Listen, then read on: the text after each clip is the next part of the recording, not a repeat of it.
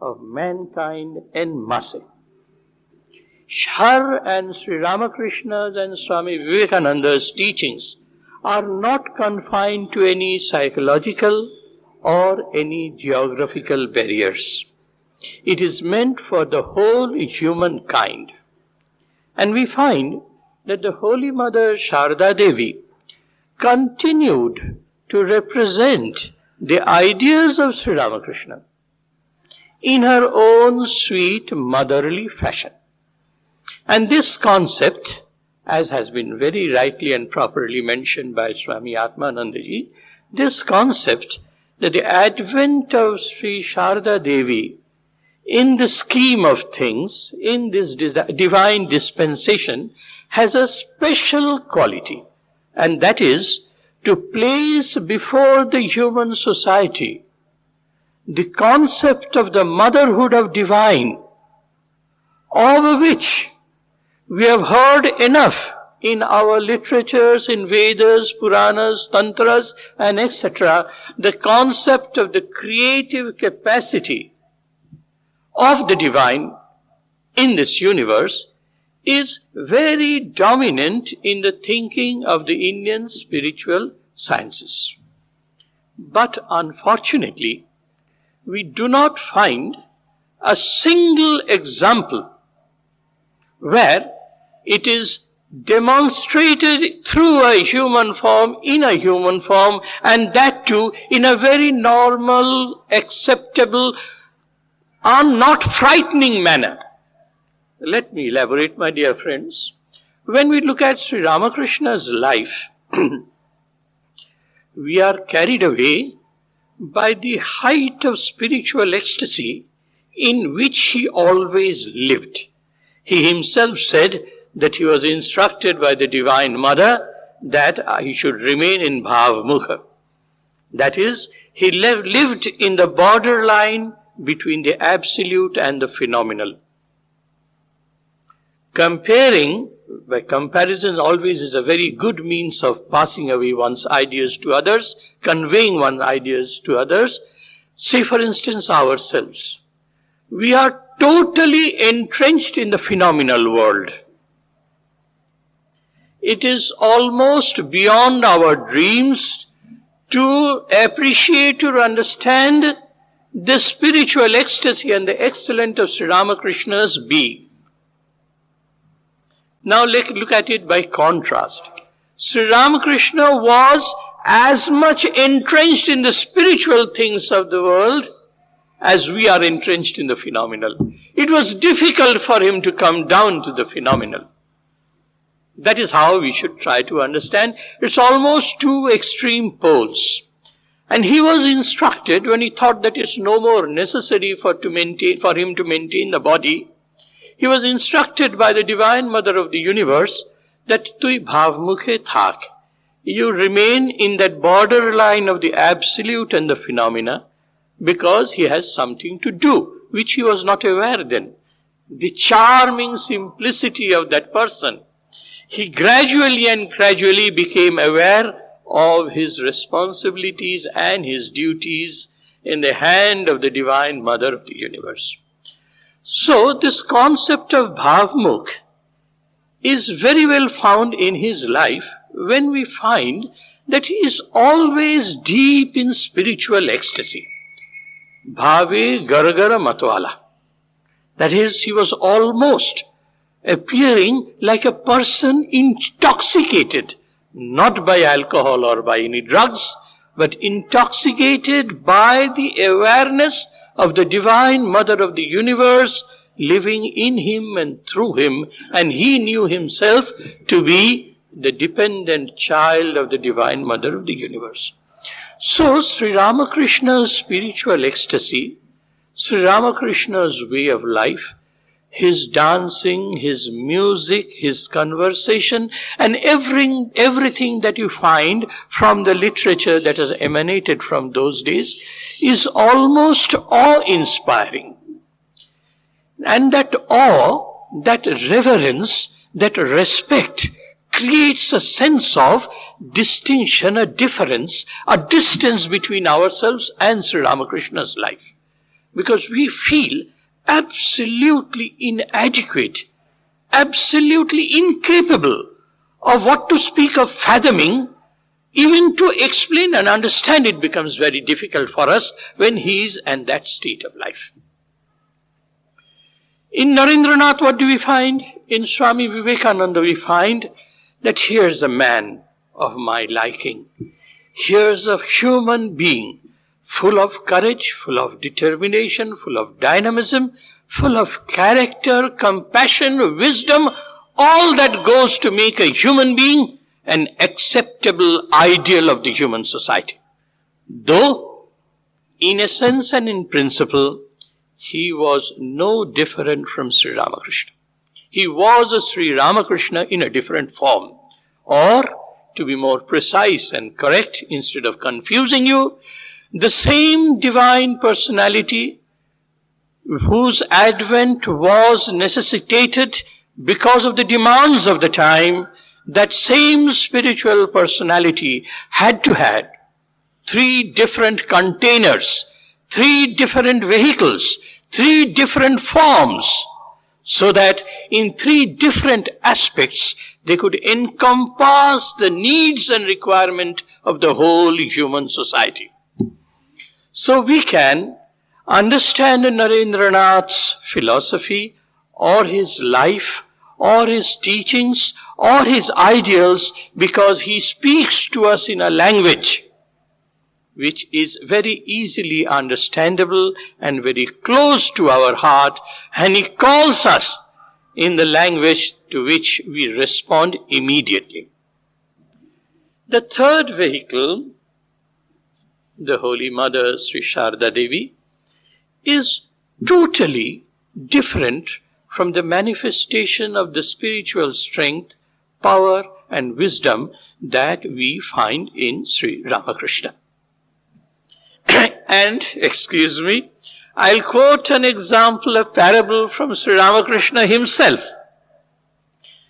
Sri Ramakrishna once said that if a person is a very, very deep or both extensive and intensive adhar, a receptacle, a receiver of divine grace and wisdom, he can absorb and hold his balance without being known or understood or being exposed to people. He can hold that much of spiritual wisdom, spiritual grace, spiritual knowledge, spiritual experience to a great extent because he's a very wide container. But a small container, if you put in something in it more than it can contain, it spills over and makes a mess of everything. Sri Ramakrishna used to say, by way of an example, a parable, that if it is a huge, massive lake, and if a group of elephants will come and bathe and conceal themselves underwater, nobody would ever know. But if it is a very little pond, and if something goes in, an elephant goes in, firstly it won't be able to go in, and the whole water will spill over the bank, and the whole area will be spoilt and soiled. That's how Sri Ramakrishna used to say. It is not a total comparison, my dear friends, but just a suggestion. Sri Ramakrishna expressed and manifested his spiritual ecstasy for a particular purpose, to convince people that the spiritual wisdom is true, is achievable, is experienceable, and it changes and transforms the human personality totally.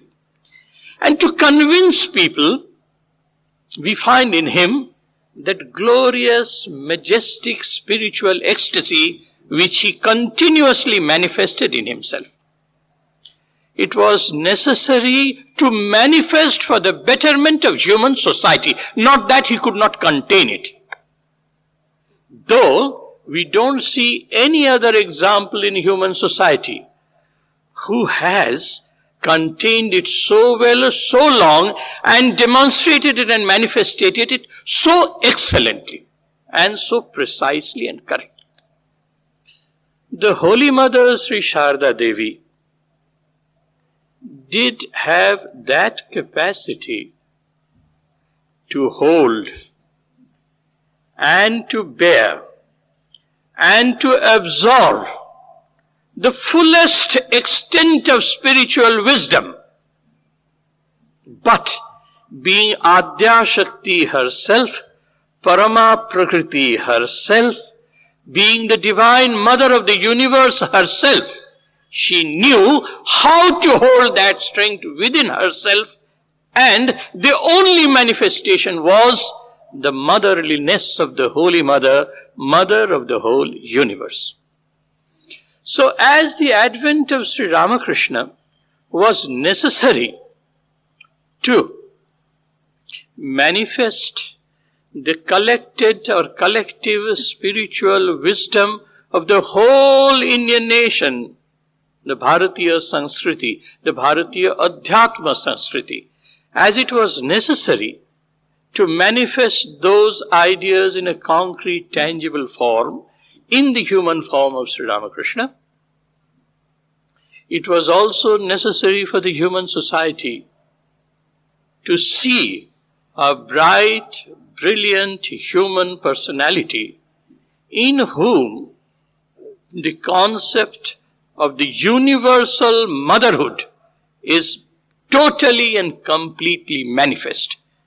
And as there should not be and could not be any awe and distance between the mother and the son, the Holy Mother lived a life of a normal human being.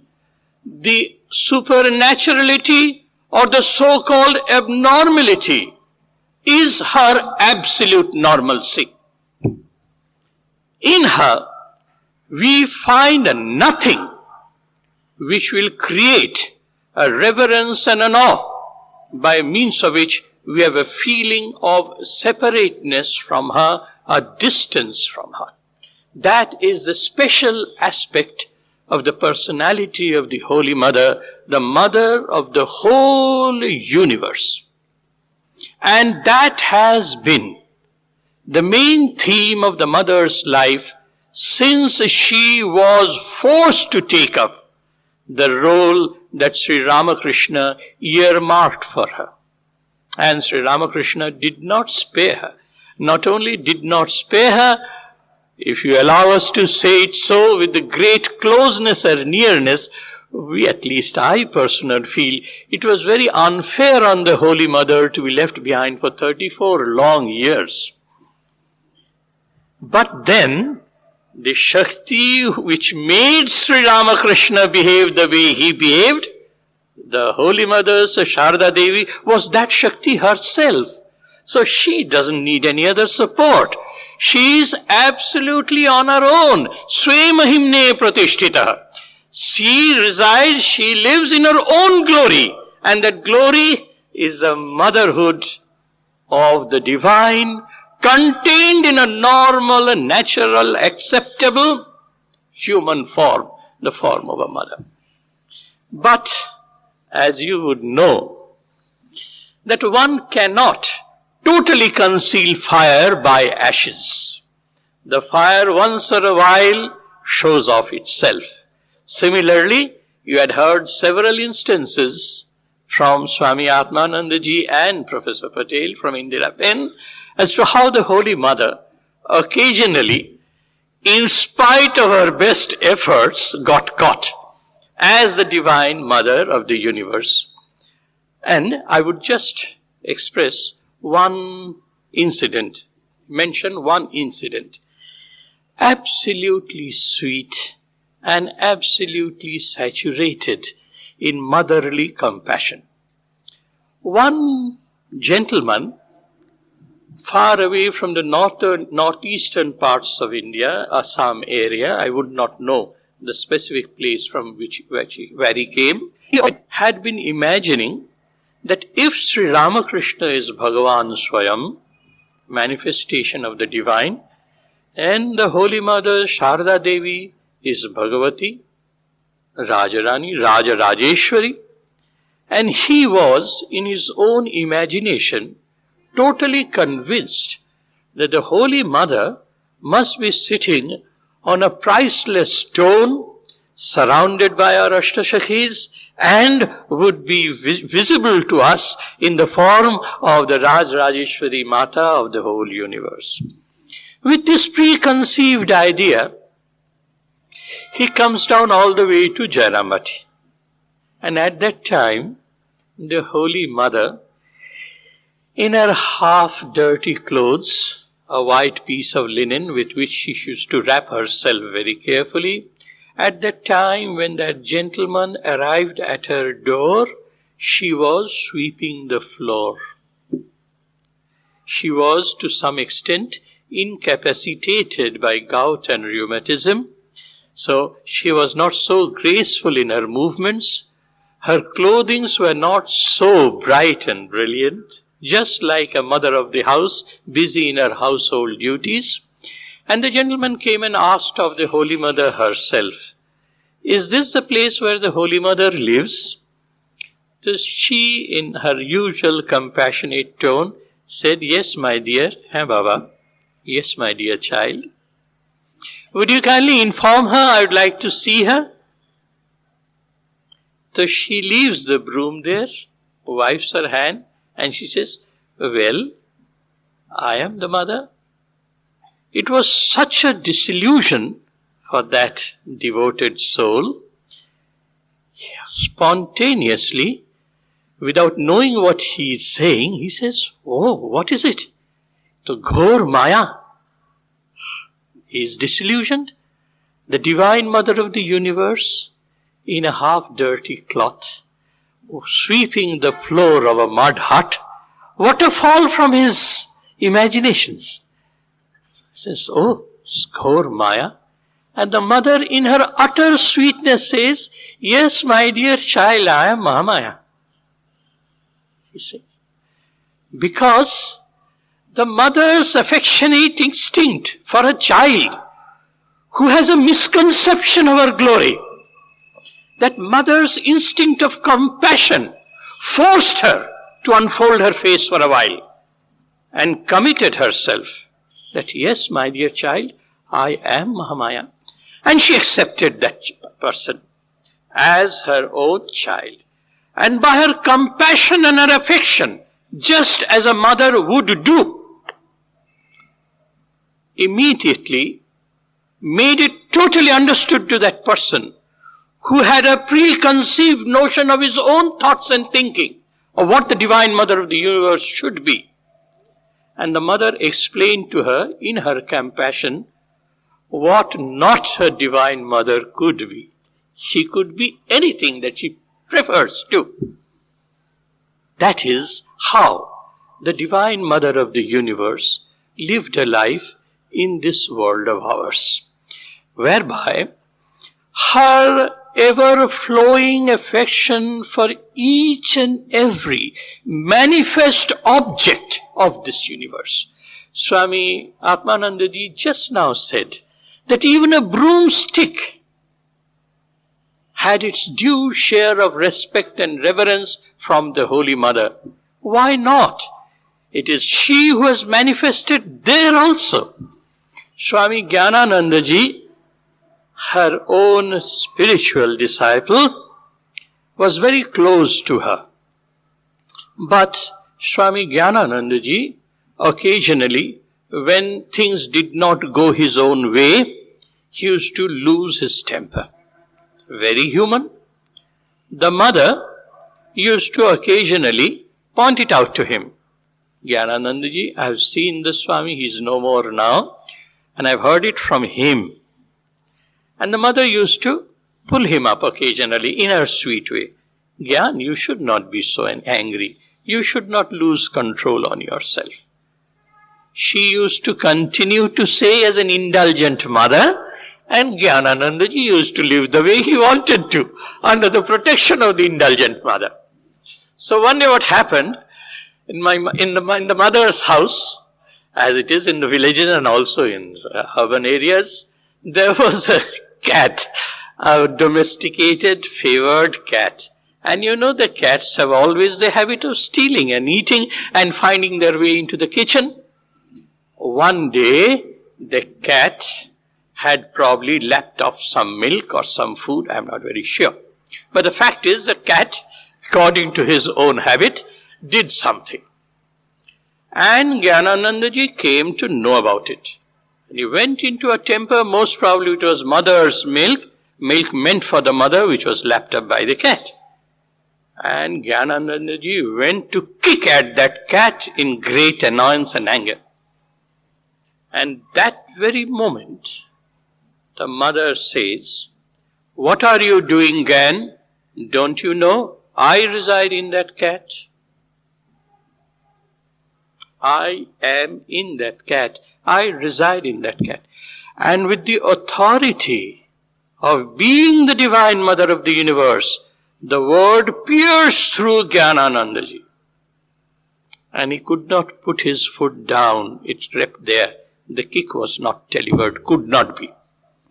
So, in this aspect you will find her motherliness, her naturalness, her total devoidance of, total absence of such spiritual manifestations which might create an awe and a respect which in result will create a sense of distance between me and her, was totally not found in her. So, think of the container that she was, that she could swallow her own qualities of the divine universe of the mother, and in return she manifested that motherhood beyond all concepts of boundaries or limitations or different parameters. She was the existing concept of the motherhood manifest in a woman's form in this world of ours, which had never seen such an example before. Her biography is replete with such incidents. And the highlight of it is that Sri Ramakrishna's life is open to a tremendous amount of intellectual debate and intellectual discussions and analysis, trying to conform the teachings of the Vedas and Upanishads as expressed in Sri Ramakrishna's life and as found in his teachings.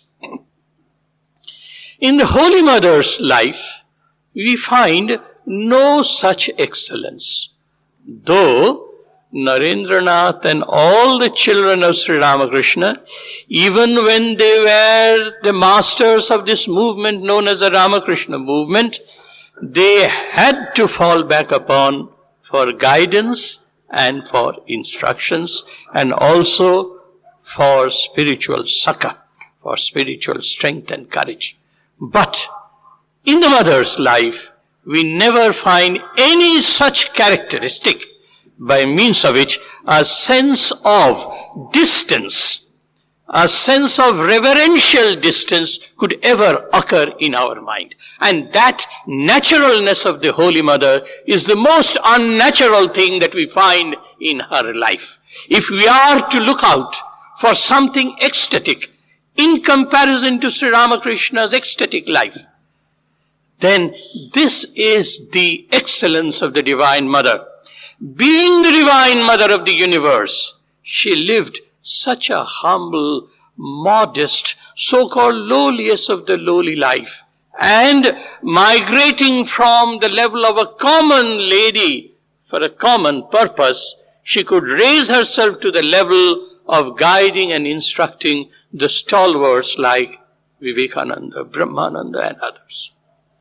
So, my dear friends, this aspect of the Holy Mother as a silent propagator of Sri Ramakrishna's life or his teachings has some separate, I would say, spiritual basis, which is the last idea that I am to put across to you. You know, propagations are possible in various ways. In the Dakshinamurti Stotram of Shankaracharya we find that Mauna Shishya, Vidya Shishya Guru Rujuva, Maunastu Guru Vyakhyanam, Shishyastu Chinna Sansaya. That is, we find Shankara says that the Guru is Juva and the Shishya is Prouಢa. That is, buffeted by the world, and in the course of time, Kala, age has set in, death is staring at face, whereas the Guru has gone beyond the concept and control of time, Kala Atita. So he is eternally young. But he does not speak. And this Shishya who stays in front of him, all his sansaya, all his sandeha is wiped out forever. What does it matter? What does it mean? How does it happen? That is, the person who's known as Dakshinamurti Guru, he has gone beyond the problems of life and living and the world. And because of his wisdom, he emanates that peace and truth around him which overpowers the mind of the questioner. This is the understanding. Sharda Devi, the Holy Mother, though in form and name and her day-to-day practices of life, she was a different person from that point of view. But inwardly and spiritually, she was absolutely unseparated from Sri Ramakrishna. The same personality in a different container. When we look at the container, we see the difference. When we look at the personality, she is Sri Ramakrishna himself. And I'll give you a very sweet little incident before we close. Swami Vivekananda ji, the 6th president of the Ramakrishna mission, was a disciple of the Holy Mother. And he was the first person to come immediately after Sri Ramakrishna's passing away and after the chosen direct disciples of Sri Ramakrishna. So he was almost close to them, at par with them.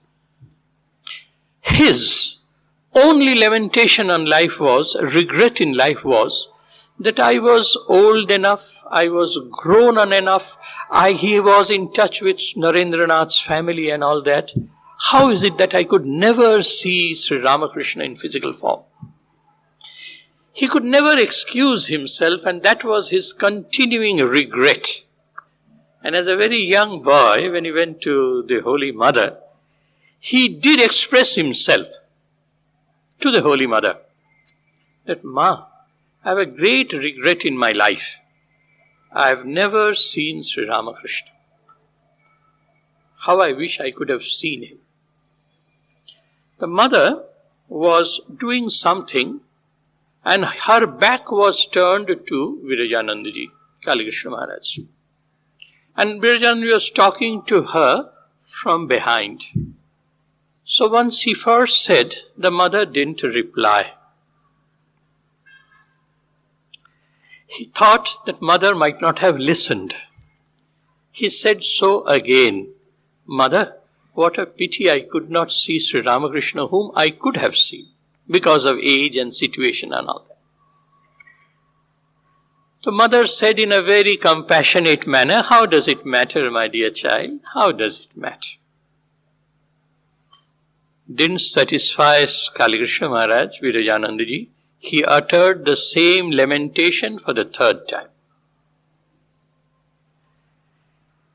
Immediately, the mother turns over, removes her ghungat, looks squarely at Vivekananda and said, look, you are seeing him. Tumi to take dekhcho baba. Dekhcho, present continuing tense. Dekhcho is a present continuing tense. Tumi to take dekhcho baba. So long she was turning her back. And when she could realize that the real sincere agony of this child of hers, who's complaining about his fate, that I have not been able to see him, she turned full square, removed her headdress, removed her gungat, looked squarely at him and said, "Why, you are seeing him, my dear child." So, the propagation of the teachings of Sri Ramakrishna is by being Sri Ramakrishna herself for a different purpose in a different form. So it is Sri Ramakrishna who propagated himself in the form of Sri Ramakrishna as much as in the form of Sharda Devi and in the form of Swami Vivekananda. Thank you, my dear friends. Thank you.